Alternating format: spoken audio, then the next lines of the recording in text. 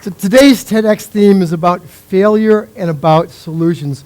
And I want to talk about a huge failure, and that's the collective American failure to stay skinny. Okay. Now, unless you've lived in a phone booth for the last 20 years, you've probably seen these CDC plots, Center for Disease Control. They're state-by-state plots that show us collectively how fat we are state by state. Okay.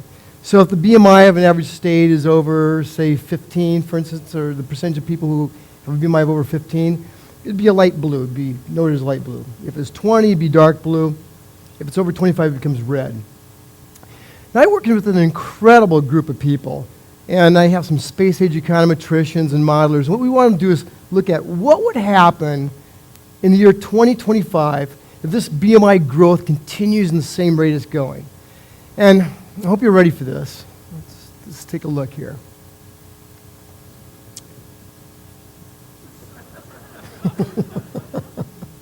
Okay, that's just totally made up. But what it gets at is the problem we're going to be talking about today, and that is that this food fight begins at home. I'm going to talk about two big eating myths that mess us up and trip up our lives and our eating days. I'm going to look at some really cool research we've just been doing recently that you can take home tonight. I'm going to end with some maybe answers to some burning questions that you might not have known you had. Well, our lab here, our mission is to try to discover and disseminate what we hope are transforming solutions that help all people eat better. And there's a number of things we've been doing, but one thing we did just a week ago today in Union Square down in New York City was we launched a collective effort that's a collection of media, manufacturing, and nutrition to start something called the small plate movement. Now, small plate movement is the notion that the size of a plate, the size of a serving bowl, the size of a scoop, all suggest what we think is normal, reasonable, and appropriate to serve ourselves. But since our bodies don't really know what a serving is, whatever ends up on our plate pretty much ends up in our stomach. And an easy way to adjust that ends up being by controlling essentially the mechanism that cues us in how much we serve. Now, a while back, we had done an initial study on this maybe about 4 or 5 years ago, and I happened to be giving a talk at the Institute of Medicine down in Washington, D.C., which is an incredible place, a lot of really smart people there who all, for some reason, have a British accent. I mean, they could be from Omaha, Nebraska, and it'd be, an Omaha British accent. And I remember I happened to just parenthetically give them this result, and one of them said, well, surely something as basic as the size of a bowl or plate wouldn't influence how much an intelligent, informed person ate. Okay? And that's the model that most of us have, being overeducated, is we believe education can solve a lot, that once we know it, it's not going to be a problem. What we decided to do is to see, does this really work this way? And what I did was we took 60 graduate students that I had, very competitive, very aggressive, very intelligent graduate students, and I took one class period for 90 minutes and did nothing more than tell them, look, if I give you a huge bowl of Chex Mix to serve out of, you're going to take a whole lot more than if I give you a slightly smaller Chex Mix bowl. Okay, so for 90 minutes, all I did was lecture, I showed films, we did demonstrations, people broke into groups to figure out how they could avoid ever having that happen to them. We did interpretive dance together, everything. But after 90 minutes, these were smart, intelligent, informed people. They went away for holiday vacation, and when they returned, I invited them all to a really cool Super Bowl party. Okay? And you can imagine the Super Bowl party was at one of these sports bars. They got to the Super Bowl party, they were randomly led into one of 2 different rooms where greeting them was the snack du jour, which was Chex Mix. Yes, Chex Mix in one room, either in huge bowls like that, in the other room, slightly smaller bowls. They served themselves, they got down the end of the line, a researcher came in and said, hey, can you answer a couple questions for me? Just set your plate down anywhere. Yeah. Well, the only place they could set it was the corner of a table under which there was a scale. So we figured out how much they took.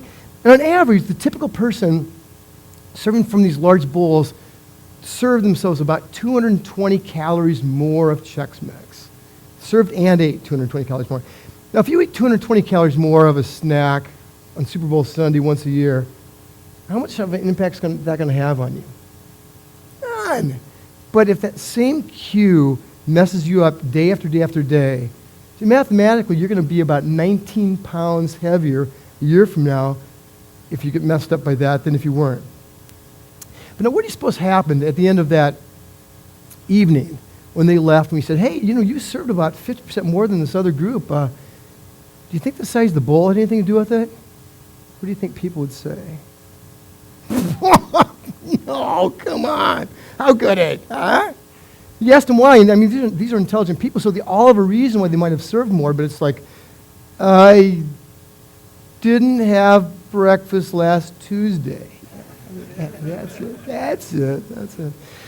But we want to look at how far you can stretch something like this. How far do these cues really mess us up? Now, I'd like you to think of the last time that you overate to the point where you're kind of unhappy with yourself. I mean, for us, it was last night, but I don't know for you. But why are we so poorly calibrated after eating 1,000 meals a year? We should know what's going to fill us up and what's going to take us over the edge. But think of that last time, and think of what it was on that situation that caused you to overserve and overeat. Just think to yourself what that was. If we ask 100 people this, what happens is about 12% say, the last time I overate is because a mood-related issue. Yeah, I was feeling a little bit down, or I was celebrating, or I was lonely, or I was happy, but it's mood-related. Just over 50%, about 51% would say, no, the last time I overate, it's because I was really, really hungry. And about 37% of you would say the last time that you overate was because of the food. The food was really, really good. We decided to look at what would happen if we took people who weren't hungry and we gave them food that wasn't any good. So what we ended up doing was we ended up going to the movie theater outside of Chicago. We invited people into the theater. Right after dinner time, we gave them those really super big bowls of popcorn that cost like about $14. Yeah, we either gave them those or we gave them the extra large version that cost $14.05, okay? But this wasn't normal popcorn. This is popcorn we had had sitting in an entomology lab for 5 days. 60% humidity. Sterile, but... And here's what has happened. You end up inviting these people, you give them stale popcorn, or you give them normal popcorn, they sit down, they go, their partner asks them a question before the movie starts, they go, you can't talk, eating. Here's what happens if you give people stale popcorn. They come in, they sit down, they take that one bite, and they grimace. Okay, and you can see them trying to get it out of their teeth, and they just put the bucket down. And then about 3 minutes later, they go, look, popcorn. Pick it up, they have another bite, and this continues for the entire day. To the point that by the end of the day, they will have eaten about 44% more popcorn if you gave them that bigger bucket. But then again, when it's over, you ask them, you say, hey, why did you eat almost 50% more than these other people? Is it because you're really hungry? They go, no, I was full when I came here. Is it because the popcorn was really good? They go, no, it's terrible. Actually, even two people that try to get their money back for it, and we go, smart. But you didn't pay for it, remember? Then we'd say, well, do you think the size of the bucket has something to do with it? They go, no, I can't. And this ends up being why these cues around us have such an incredible impact, because we are in denial that they are having an impact. But it's not just the size of the plates, the size of bowls, the size of serving utensils. It's what we have on our counter. It's everything. But this even influences the little gooblets. This is we did a study in a preschool class of 4-year-olds. What you can see in this graph is that regardless of whether there's a skinny kid in class or the heaviest kid in class, they all ended up eating about 30-some% more if you gave them a big cereal bowl and they poured cereal. Now, one view of this can be, yeah, well, great, something can trick us into overserving ourselves, but I know when I'm full.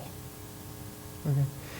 Now, do we know when we're full? How do we know when we're full? I was living in France a while back, and I asked 150 Parisians how they knew when they were through eating dinner last night.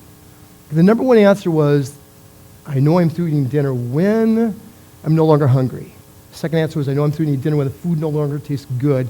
Those are internal cues they're using to tell themselves to stop. It's their taste buds in their tummy. We asked the same question about 3 months later when we moved back to the States of 150 Chicagoans. What do you suppose the number one answer was? I know I'm through eating dinner when my plate is empty. The second most often answer was, I know I'm through eating dinner when the TV show I'm watching is over. External cues that we've had enough to eat. And most external cues in our environment, unless we engineer them ourselves, are going to get us to overeat. But we want to look at this. What would happen if our plate never emptied? I mean, would we continue to eat until we blew up like the family dog? Well, we ended up designing this bottomless soup bowl. Okay, now that's kind of what it looks like. The poor woman eating out of a soup bowl there, this is being refilled through a 6-quart container. Okay, tomato soup. She can eat, and as she eats, it's going to very dutifully go down. But the second she stops eating, it's going to imperceptibly start to rise again, the level of that soup. Because what we did is we took a cord, food-grade tubing, put it in the bottom of the bowl with a bayonet mount underneath the table into those big cauldrons of soup.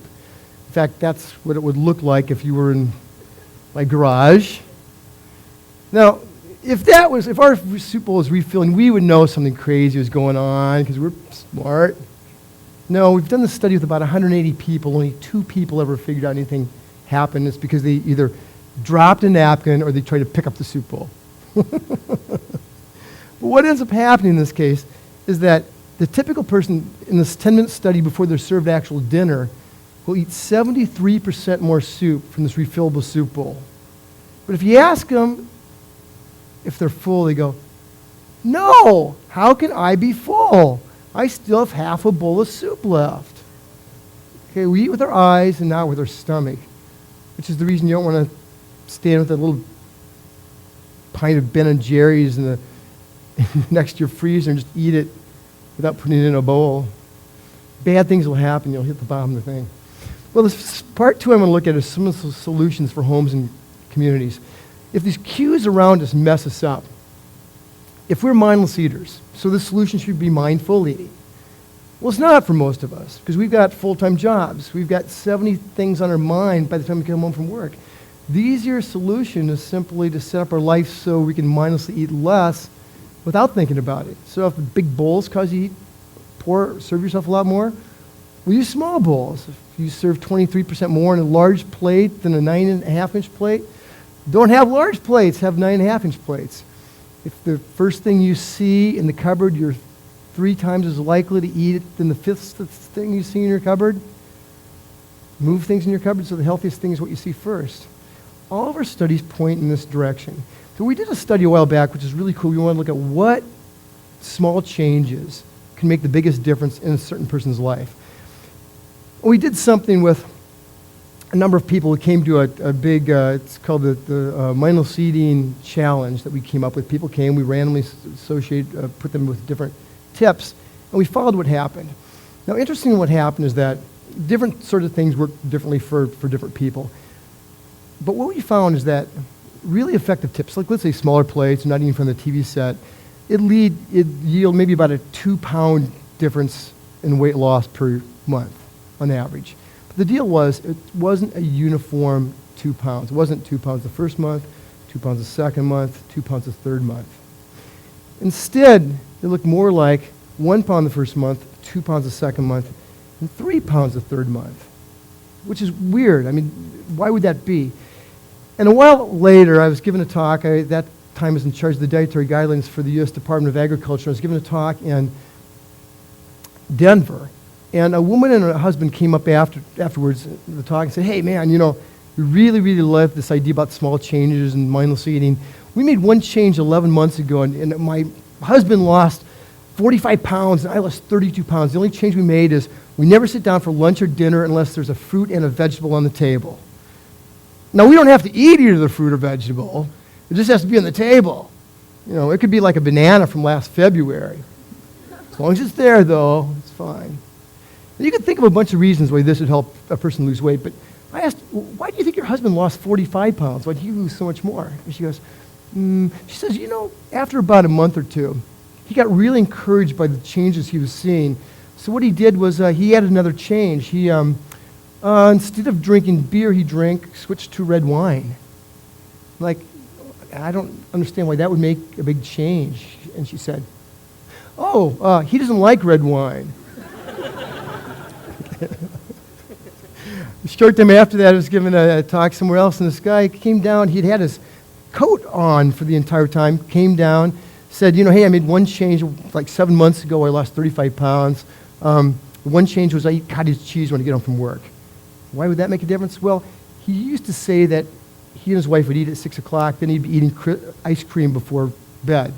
This way he eats cottage cheese, he's not hungry, they eat dinner at 7:30, you don't eat a snack. And I said, that's cool, but I said, I can't believe you could lose 5 pounds a month by not eating ice cream. And he goes, well, no, after about a month or two, we started making other changes. And this is the cascading ripple effect that seems to have a huge impact on people that make a small change and stick to it. Well, how much is enough? Interestingly found in a study of 1,000 people that 4 out of 5 people want to lose on average less than 20 pounds, which is very doable if you end up making these changes just for a year. So the news you can use when you go home tonight, what do you want to impulse buy next time you're at Pottery Barn? Small plates! Okay. How do you want to eat Ben & Jerry's ice cream? Out of a bowl or dish, because you know how bad of a boy or girl you're going to be before you do that. And last, what do you want to put in your home counter? What we find you put in your home counter that's going to make you lose weight is a fruit bowl. On average, in a study we did in Syracuse, New York, people with a fruit bowl on the counter weighed 8 pounds less than people who didn't. People who had a box of cereal visible in their kitchen weighed 10 pounds more. Thank you very much.